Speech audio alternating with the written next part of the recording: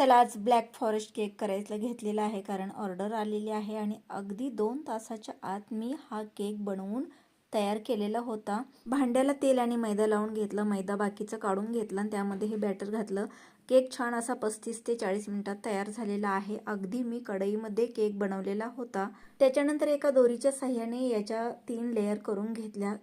Sugar syrup घातलं आणि मस्त असं याचं कोटिंग तुम्ही बघू शकता। आणि एकाच नोझलने मी दोन्ही ठिकाणी डिझाईन काढून घेतलेली आहे। खूप मस्त असा हा ब्लॅक फॉरेस्ट केक तयार झालेला होता।